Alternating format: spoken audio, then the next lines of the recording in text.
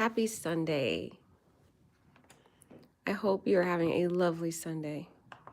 So, a couple months ago, we talked about the Kailia Posey tragedy. And a lot of us looked into her life, looked into her social media, tried to formulate our analysis of what led this beautiful, talented, promising young lady to take her life. And we've received somewhat of a story or information about what happened. As you guys know, Kailia's mother is handling this very terribly. So we're going to first play a video from her, just talking about, just kind of expressing and showing the pain that she's going through. It's really a hard struggle. It's just, can't imagine losing a child. But after we go over this video, she actually released a statement, a detailed statement on her Facebook 19 hours ago, so pretty recently, going into somewhat of a detail of what may have transpired and why Kailia Posey ended her life. So let's go through that. It's pretty sad. But in my opinion, it appears, though, that Kailia died of a broken heart. That's what my opinion is. She died of a broken heart. She took her life because of a broken heart. But we'll go into that. But let's just hear something of what Kailia's mother is saying. Hi. I'm in Kailia's room.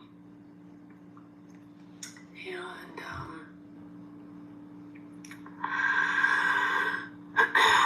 I'm alone.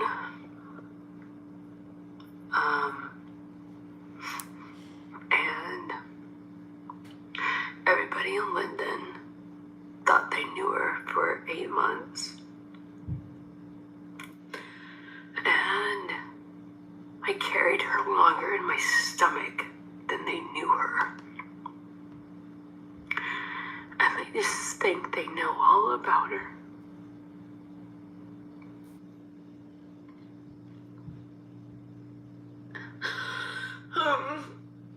I'm missing her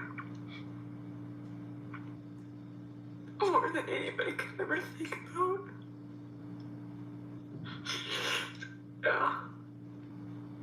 Dealing with this on my own. Trying to be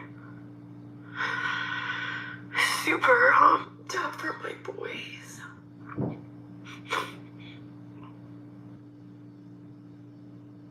She's my only baby girl. It's her bed.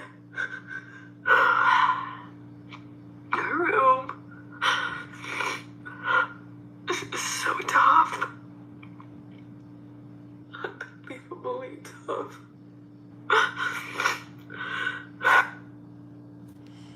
That is so sad, you guys. No one can truly imagine the pain she's going through. And given the fact that her daughter is very popular, it's even more painful for her to go through this, because she has to go through this on a public scale, like more so than general ones. I'm just saying, because she is a public figure. Technically, she was on a well-known TV show, so she has to go through different people spreading rumors, people who may not know her that well, people that say they're her friends, that say things. It's just so sad. And imagine she has to go to the very room where her daughter slept and where her daughter was most of the time. And just now her daughter's not there. So it's really, really sad to see her going through that.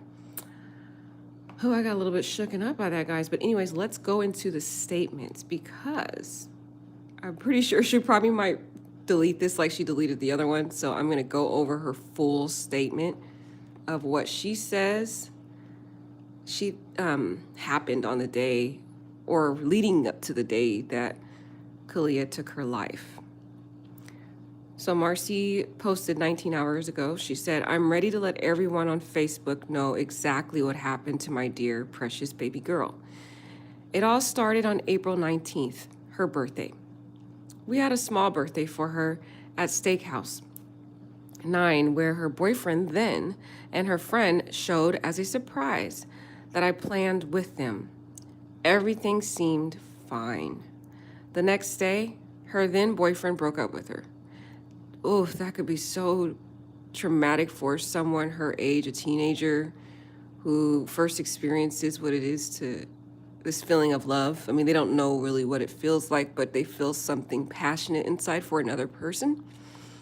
And then the day after your birthday, celebrating a, monumental time of the year, your birthday, and then the next day your boyfriend breaks up with you.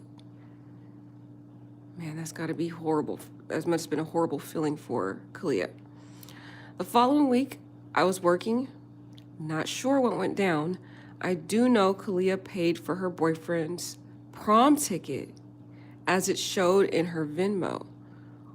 Wow.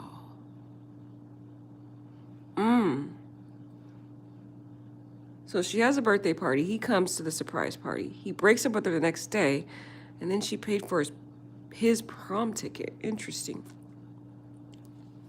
On April 29th, some horrible things were said to her from a friend and her ex-boyfriend. See, I told you there was something leading around that prom. And now it's starting to make sense. So she pays for her boyfriend's prom ticket. Then on the 29th, he and a friend says some really horrible things. And this is before she even goes to the prom. So she has to go with that emotion, that heartbreak of someone she truly cared for. It's like a sense of betrayal. And then the friend also, someone that you think is your friend. So she experienced two betrayals from two people that she thought she could trust, that she cared for. And leading up to the day before her prom, which for teenagers that age, prom is a pretty significant day for them.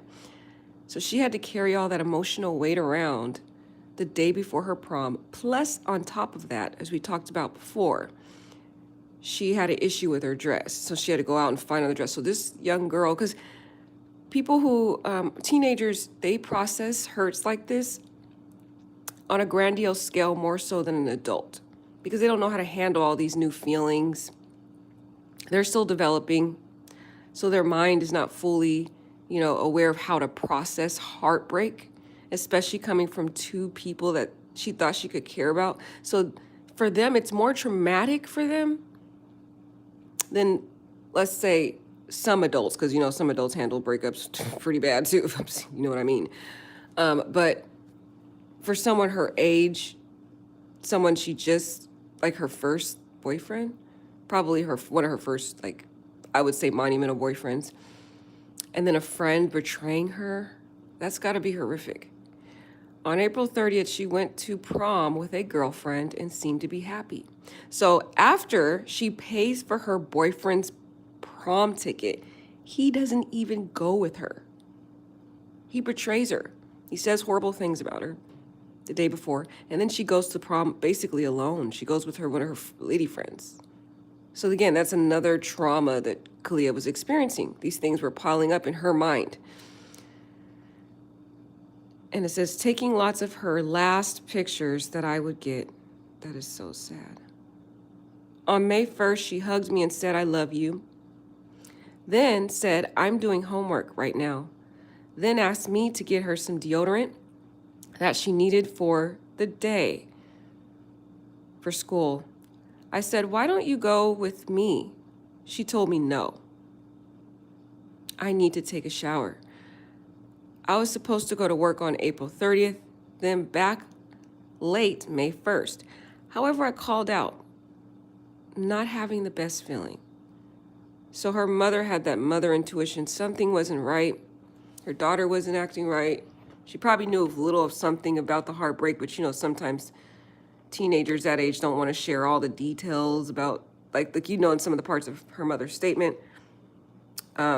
She doesn't know what really happened because teenagers kind of bottle this stuff up, or they tell their peers what happened, but they're uncomfortable to share all the details with their mother. So her mother somewhat knows something's wrong, but doesn't quite know exactly what it is. So she doesn't go to work that day. So at 6:01, I went to the store. She then asked me to pick up a couple more things.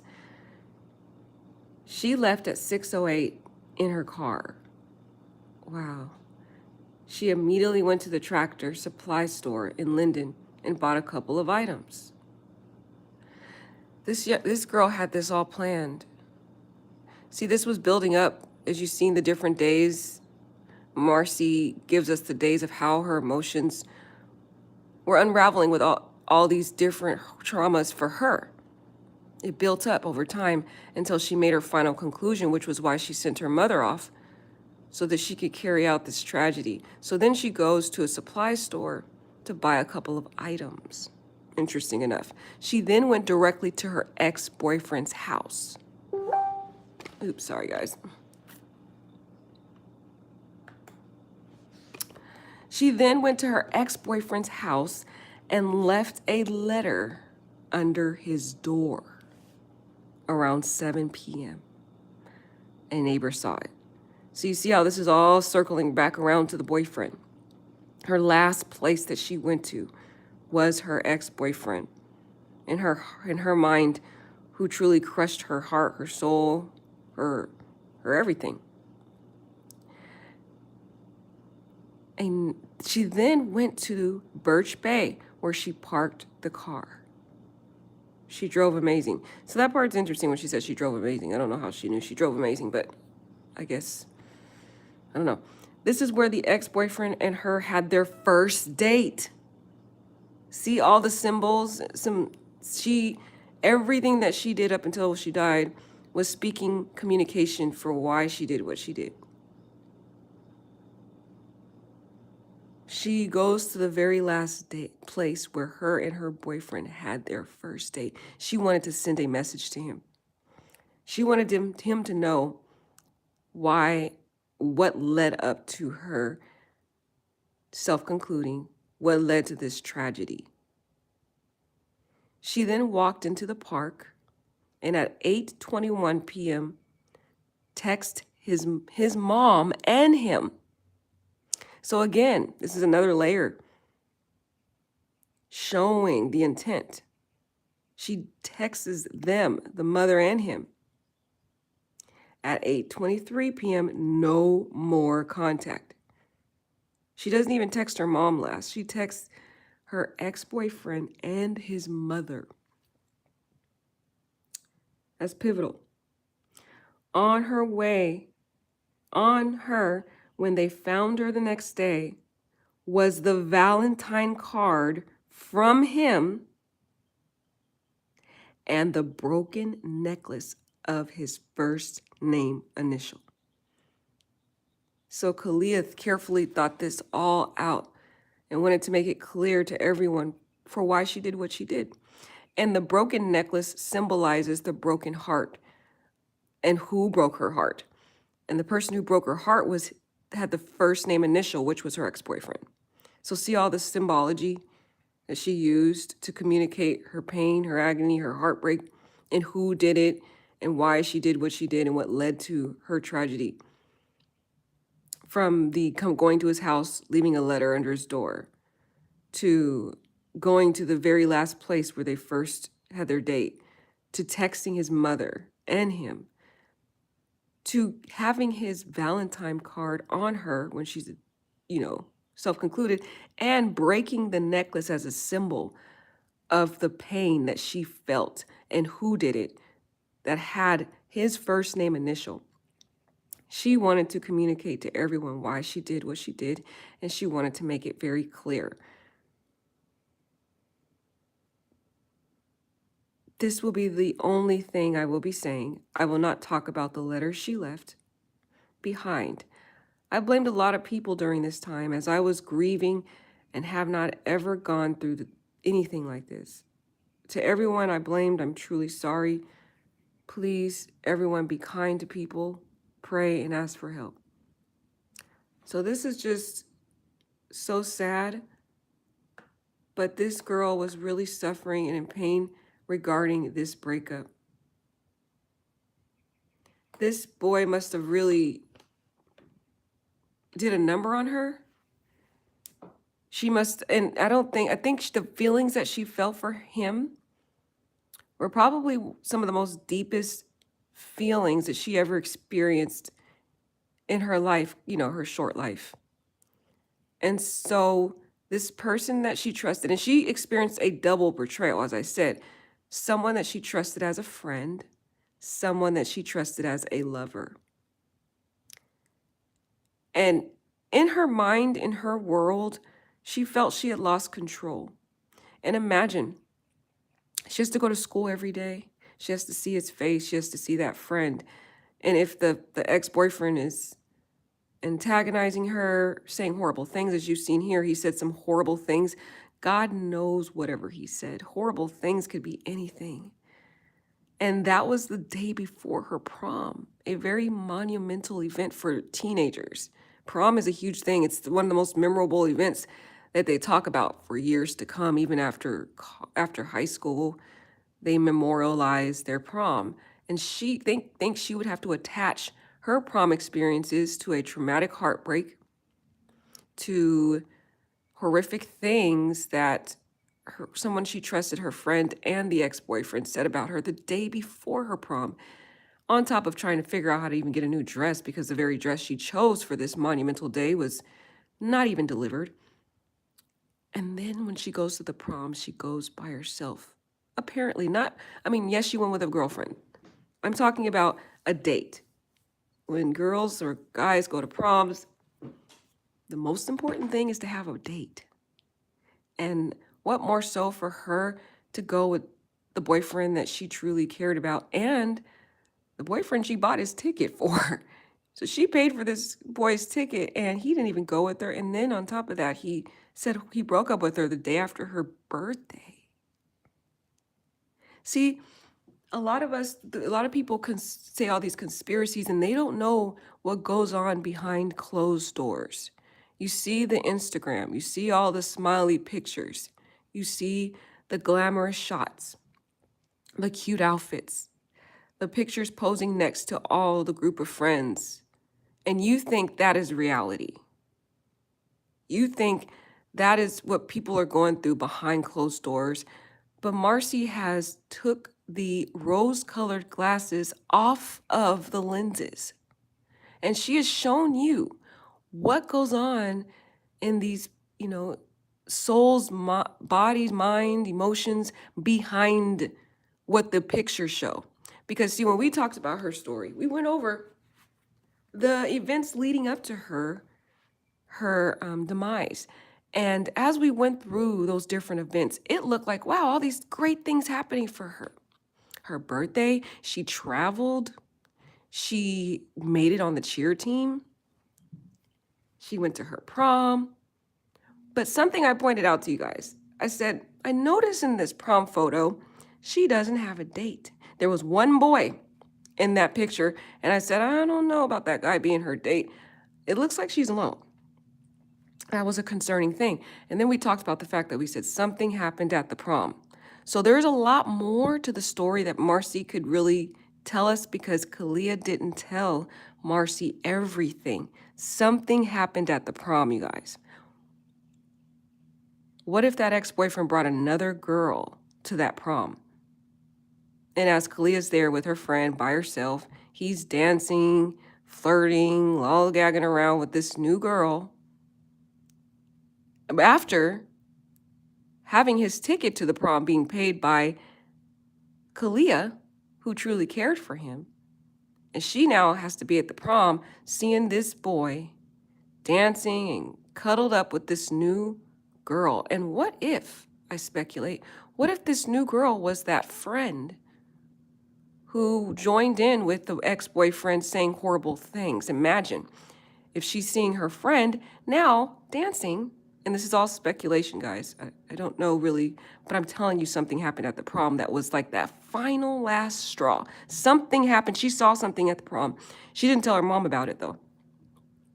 That's why her mom can only give us just the circumstantial facts that occurred that led up to this tragedy, but there was a lot more that happened at the prom, I'm telling you.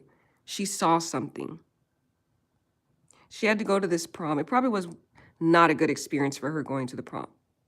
She came there dolled up with her friend, her lady friend, seeing, in my opinion, the ex-boyfriend dancing around with some girl. Could have possibly been the friend, could have possibly not. But she saw him come with a new date after she bought his ticket. Yeah. And after, the day after, he said some horrible things about her. And she had to carry that all to a prom that's supposed to be one of the most memorialized or pivotal or important times of a young teenager's life, where they carry those memories for years down the line. And even when they get married and they have kids, they still talk to their kids and family about what their prom experiences were like. So Kailia was experiencing so much pain, and she didn't know how to process all of this, these new horrific feelings that she was feeling. And she felt like she had lost control because she had to go to prom and see this, and now she has to go to school. You see, teenagers don't get much leeway. I mean, yeah, maybe the mother will let her stay out of school for a couple days, but after a while, you have to go back to this place of trauma because you have to see that same face, this person that you've experienced love for the first time with, at school every day. And now he's with this new girl, and he's laughing and mocking you down the hallway. Allegedly. But this is what she was thinking. And she honestly felt alone. She didn't feel that she could tell her mom. You know, that's just some teenagers don't feel that they can. No judgment of her mom. It's just, a teenager processing things. Usually when they become teenagers, they are more so independent from the parents. They kind of like to do things on their own. And if they do confide in someone, it's usually going to be a friend, a peer. That's just kind of the way teenagers are. So I think she felt alone. This horrible, it started from, that's what I'm saying, this built up. It started from the day of her birthday, the day after her birthday when he broke up with her. And who knows what happened during those days after he broke up with her. And then he says horrible, after she buys his ticket, right? He says horrible things about her the day before the prom. And then now she has to go to the prom by herself and see this boy that she really cares deeply for, who betrayed her, who broke her heart, and that friend who betrayed her also. Double betrayal. She has to see these people at the prom, and she's all by herself with her friend. That was traumatic for Kailia.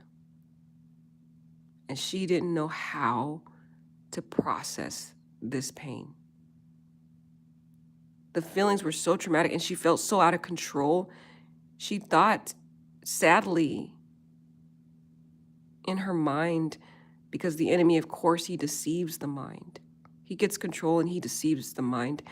And I think he got in her mind and he started telling her, see, you're a nobody. No one's ever going to love you. See what he did? He betrayed you. See what your friend did? And now you have to go back to school. You got to see them every single day. And you're never going to be able to escape it because you have to go to school. And everybody's going to find out. They're all going to know. And then they're going to make fun of you. So who knows? That's stuff, the enemy says. He says all kinds of stuff. And so then he starts just feeding on the mind. And this poor girl was thinking these thoughts for many, many weeks leading up to, or not for many weeks, because it looks like it started April 9th, but who knows what happened before that.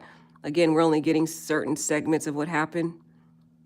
But these last few moments were some of the pivotal moments for why she did what she did, unfortunately. And then she didn't feel like she could talk to her mom, just because she's a teenager and they don't really want to worry their mom and, you know, get into that. Maybe Marcy told her before that she didn't really like the boy in the first place, and now she has to tell her mom that this guy broke her heart, and then her mom could be like, see, I told you not to date him. So she probably didn't want to hear that either. So she's just like, I just can't tell anybody. And something happened at the prom. Something very, like, it was like the last straw for her. It was the last straw. Whatever happened at that prom, I'm telling you. And then she's got her friend at the prom mocking her and laughing at her too. So it's not just the ex-boyfriend. He's probably lollygagging around with some girl or girls, who knows what was going on with that. And he got to attend because she paid for him to go.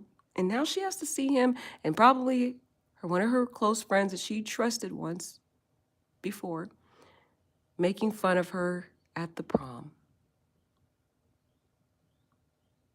That was her final straw. She could no longer take it. She didn't want to ever go back to that place. And she felt she didn't have any control around it. But she wanted him to know. She wanted him to know why she did what she did. And so she carefully thought everything out, planned out the whole traumatic, horrific, sad day. Got up that morning, sent her mom off in the evening hours, because she thought about it, planned this all out throughout the day. On that final day, and then around 6:01, she sends her mom off because she knew her mom would wonder what was going on, be more, invested, all that stuff. Knowing how Kailia's mother is, she's very much involved in everything that her daughter does. So she sends her mom off.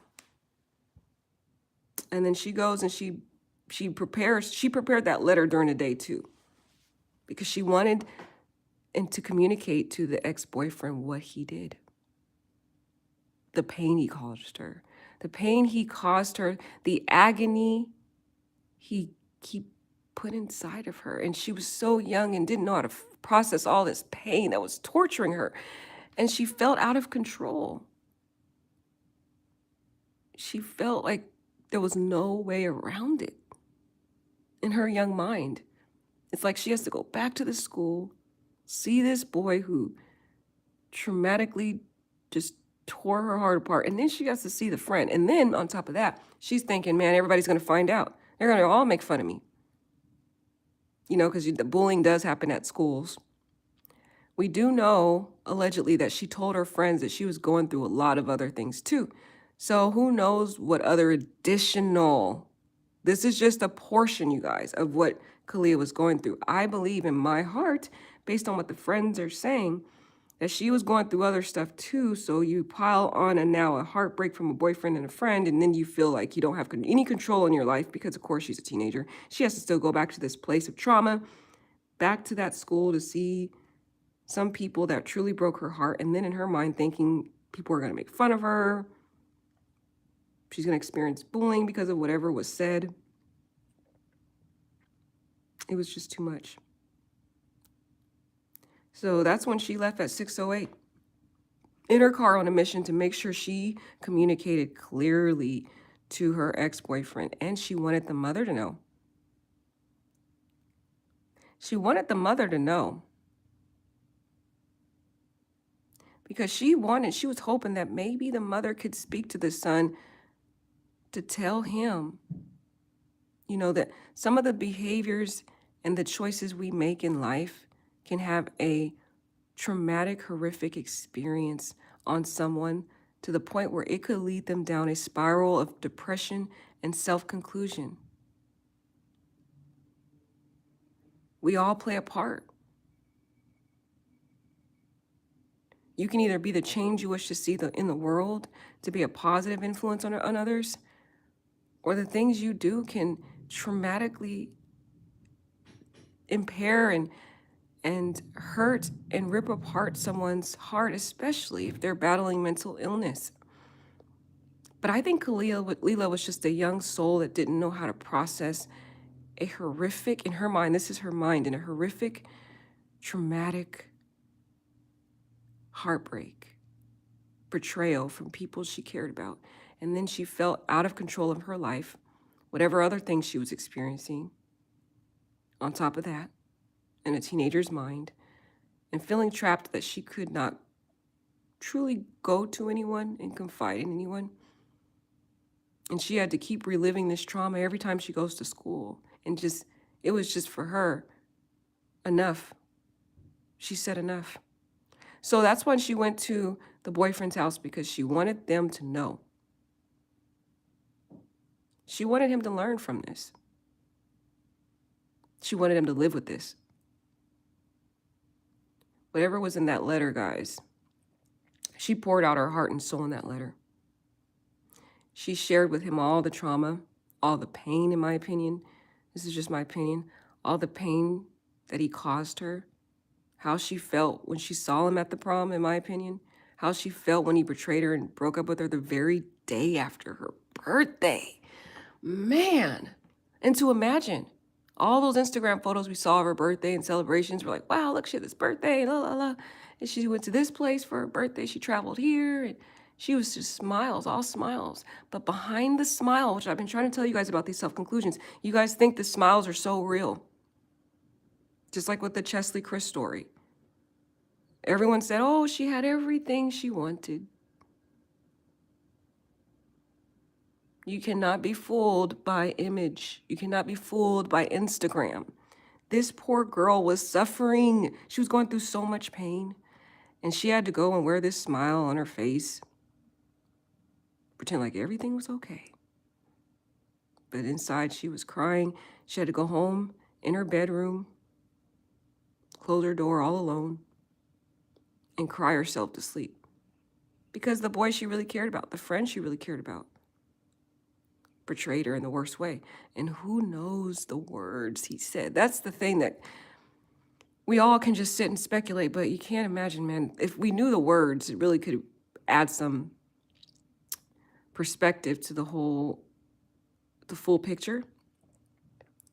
But the thing is, when someone has control over your heart, the words that they say, whether good or bad, can have a very significant effect on you. For example, sometimes a person you don't know, never met before, they may say something, yeah, may get on your nerves, like whatever, move on, delete, bye. But when it's someone that you have a heart tie or heart connection to, like a lover, someone you deeply care about, and they say something about you, it can hurt you in the worst way. It'll have more of a significant impact on your heart, your feelings, your emotions than anyone else. And it could affect you for years to come. For example, like, let's say you have a dream of becoming a singer, right? And some random person comes on and says, oh, you're not a singer. You're like, oh, whatever, this person doesn't know me. But if your boyfriend says it to you or your husband, that could be traumatic for you. You're like, oh my God, like this person I really love says I can't sing. Like, man, maybe I can't sing. Like, it just really hurts you so bad. I'm just giving you, that's like a really small example, guys. But if anybody has been in love, you guys know what I mean. When the person you care about says things to you, it has a huge impact on your emotions. To the point where it can even affect sometimes your belief in your own self. That's why you have to be very careful about who you link up with, who you get in a relationship with, because they could truly impair your confidence, your destiny, your future. So we don't know the words that he said, but whatever he did, all those things that led up to the pain and agony this poor girl felt, and she felt out of control because she couldn't control any of this. She felt she couldn't in her teenager mind. And then she has to keep going back to this school, seeing all these horrible people. It's just, she felt she was living in a prison of heartbreak that she had to keep reliving every time she goes to school. Every time she sees this boy, every time she sees this friend, whoever else it was involved. And then she added this extra weight on herself of keeping a lot of the information from her mom because she didn't want to really worry her mom. She knows her mom can be over emotional, and you know how parents are, but her mom's very invested in her life. So she knows her mom, and she knows if she tells her mom's going to go off, probably go to the parents' house. It's going to be a whole scene. She didn't want to bring her mom involved, in my opinion. This is just opinion. And I get that opinion from the post a couple months ago when the mother, of course, in her pain, and I totally get the pain is terrible. Can't even imagine what the poor mother's going through. But in her pain, she did say a post about the boyfriend and said some pretty horrible things about him, and it led down a spiral of many people going and attacking that guy. I mean, he had all kind of hate mail, hate emails, DMs, all kinds of stuff. And so that was what Kailia feared. That's why she didn't tell her mom everything. She feared that very same reaction. She feared that her mom was going to go over there, being protector, you know, any parent would be a protector of their child, and her mother was going to go to his mother's house and have a word with her, a very, not a very friendly word with her, discussion with her and the boy. So Kailia feared that, so Kailia didn't want to go and tell her mom all the details. She's like, oh no, I can't get my mom involved in this. If I get my mom involved in this, it's going to be a whole scene. And the very thing she feared, of course, after she self-concluded, that's what happened, basically. We've seen that on Facebook. Unfortunately, I didn't get to it in time to screenshot it, so now I was like, when I saw this, I was like, I need to hurry up and get this one because it's probably going to be deleted down the line. But Kailia, in her broken heart, she wanted him to know. So she took her time in this letter and she poured out her heart and her soul. It's so sad we don't get to know what was in that letter, but whatever was in that letter, all the pain, all the heartbreak, all the mental torture, all those nights she stayed up crying herself to sleep. In my spirit, I feel she cried herself to sleep many nights, alone. And again, she felt alone because, you know, her mother, who's been around and supportive her whole life, she didn't feel she can go to her. She didn't want her mom to be mama bear and go over there and cause a scene. So she felt she was in this mental prison. It was a mental prison. She had to carry this weight all by herself. And of course, she tried to tell her friends about it. And friends can only do so much. They're like, oh, I'm sorry, Kailia, you know. But that's can only go so far, you know. So she's crying herself tonight. So all that pain that she felt over time, she wrote it in that letter. And then she wanted to make sure they got the letter. She wanted to make sure, so she sent them a text, and the mother. She wanted them to know. And to add on top of that, just to solidify it so they really knew what led to this pain, she took the Valentine card and she went to the very place that they had their first date. Wow. I'm starting to think, did he cheat on her? Did he cheat on her with that friend that said the horrible things? Did she find out about that? And then he laughed and mocked her about it and then went to prom with her? It's a question I have. Because she goes to the place they had their first date. She took the Valentine card that he had. That Valentine card to me symbolizes promise, meaning it was his promise to her. In her mind, she went to the first place they went. She carried this Valentine card today because whatever words were in there that he spoke or he wrote, she relied upon those words to be true. She took that card with her to that place of symbolizing the memories of something that started out so beautiful but ended so tragic. And she carried that card as a symbol to say, you broke your promise to me. Whatever you said in that card of how you cared for me and all that stuff, you lied to me. You promised me. I clung to this Valentine card as your promise to me. I believed you. I believed you, and you lied. And you broke my heart. And it is so painful that I can't even bear to be here anymore. And then she wanted to demonstrate. She wanted to demonstrate her pain. And the way she did that was through breaking the necklace as a symbolic meaning of the pain that she was feeling. This person with the first name initial broke my heart. And she used the necklace to symbolize that. That's why the necklace was broke. And you see the first name initial. All of this was carefully thought out through those nights of crying and the pain and the heartbreak and the feeling alone and feeling out of control of the pain that she felt. So that all the great things were happening for her, you know, making it on the cheerleading team and all the great things, none of that mattered to her. Because despite all the successes in her life, she felt like she was a failure at love.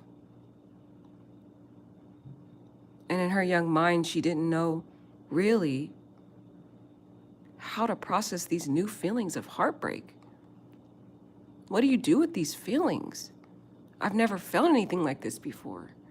And yet I feel so alone with these feelings that I can't control, and it hurts more and more and more. And I have to see this person that keeps adding more and more coal to the fire, continues to add more pain, mocking my misery. You will know. You will know for the rest of your life why I'm doing what I'm doing. That is what I believe Kailia was thinking. Very sad story, you guys. It's so sad. Because our young people don't know how to process these feelings like this. And so as parents, we have to try to create this safe haven for them, to reassure them that, yes, I love you, I care for you. And although I'm a protective, I feel something's wrong. Talk to me. I won't overreact. I won't get in a frenzy. I just want to hear what's going on, because I want to be someone that you can come to. Because something about the teenage life, the high school life, it seems to be one of the most difficult times in a child's life. When they get to that teenager year, it's very a vulnerable period for them. They experience love for the first time. Sometimes they get bullied at school. There's so much pressure to do different things. You have to keep up an image. You got to be in the cool group. It's a lot. It's a lot. So it's a very sensitive time where children need a lot of love, a lot of support, a lot of patience, a lot of reassurance. It's very sad. And it's time we talk about these things in schools, to tell teenagers you have a place to come to. For example, a school counselor. A school counselor during the day of orientation, you know, they have different orientations when teenagers go to school, when they first get into high school, stuff like that. And there should be a school counselor that comes, you know, when they do the speech for the orientation and say, talk about mental health. Talk about mental health and say, I know that being a teenager can be a tough time in your life. You experience a lot of new feelings. You may feel like you're out of control. You may feel like you're alone, or experience some trauma experiences with friends, or who knows. If you're feeling those feelings, you can always come to a school counselor. It will be confidential. We will not share it with anyone. But this is an open door policy to come speak to your counselor whenever you need help. You will not be judged. It's okay. But they need to speak about mental health and tell them how common it is. Common depression can be sometimes in school, all these new feelings, to tell them, because they need to know. The thing is, it's not discussed. That's the problem. It's not discussed. They need to have open dialogue about it with schools during orientation, in my opinion, and repeatedly throughout the school, to say, teenagers go through these type of feelings. It's a normal thing. You're not alone. If you're feeling depressed, if you're feeling alone, if you're feeling hopelessness, We have resources for you at the school. We have a school counselor. We have these things. Another thing I think they should implement into these schools and other resources is they should have a required once a month, at least once a month visit with the school counselor, at least once a month. And that's just being lenient. It should be twice a month in my opinion, but we'll just start with once a month just to be fair. They should require at least once a month school visit with the counselor so that they could come and they could have an open dialogue with the counselor to say how you're doing, how you're doing in your classes, how are you feeling? How are you feeling for real? Is there anything that you need to talk to me about? And the thing is, these school counselors need to build a rapport with the teenagers. Meaning the teenagers are gonna have to be able to trust the counselor. So they're gonna have to make them feel comfortable, you know? Show them you really care about that teenager, that you're listening to them. When they say something, you're able to repeat it back to them so they know, okay, she's listening to me, or okay, he's listening to me. He actually cares. And don't show any form of judgment of what they're talking about, because sometimes these teenagers will tell you all kinds of stuff. You can't show a form of judgment towards them. You have to just have an unconditional acceptance and keep it confidential, unless it's, of course, some child abuse situation. But if it's not that, I mean, keep it confidential if it's like a boyfriend issue, peer pressure stuff, you know, and give them resources. I think there needs to be more open dialogue about mental health, depression, self-conclusion thoughts, because the thing is, it's not spoke about. And these kids feel alone, and the enemy gets in their mind and he deceives them, and they don't know how to process all these new feelings. Their mind is not really fully mentally developed to figure out all the trauma that they're feeling. And like I said, high school can be one of the most traumatic periods of their life. It can be. It could be horrible what the kids do to other kids and say about other kids. And then especially when you're starting to learn what it means to trust somebody. And so when you're a teenager, you just sometimes trust everybody, you know, trust friends at school, not thinking twice of it. And then all of a sudden you experience this betrayal. It's just so painful, and not knowing how to feel about it. And there's been no open discussion about depression. So teenagers hide it away. And when you hide something, it causes it to fester more, and it becomes more torturous to you. It just tortures you, and it grows and it grows and it grows. It grows and it keeps growing. It gets worse. And then you have to go to dinner with your parents and pretend like everything's okay. And then you're silent at the dinner table, and your mother and dad is wondering what is going on with her. But you won't speak. You won't say anything because you're afraid that your parent will overreact, or, you know, parents could be protectors. And so you're like, oh, I don't want to get them involved. And oh gosh. And then you might tell your friend about it, and they don't know what to do with it. So they're like, oh, I'm sorry you're going through that, but whatever. Did you know what's going on tonight at Kelly's party? Like, they just changed the subject. And so you're like, oh, she doesn't care anyway. So then you're all by yourself. But it's time we do something. Stop talking about the stories and do something. Schools need to do something. They need to talk about it. They need to, in my opinion, require these students to go talk to their counselors at school. They need an outlet. They need to figure out how to process all these new feelings. But this story's so sad, guys. I'm sorry it really captured my heartstrings. This girl was so promising. She had her whole future ahead of her. She was a very lovely girl who truly cared about her community. It's not quite often that we see young girls her age that care so much about her community and want to give back, and such a wonderful role model to younger people like this cute little girl. She's just been such a great role model to everyone, and always very kind. Just had a heart of gold. Love your loved ones, be kind to everyone,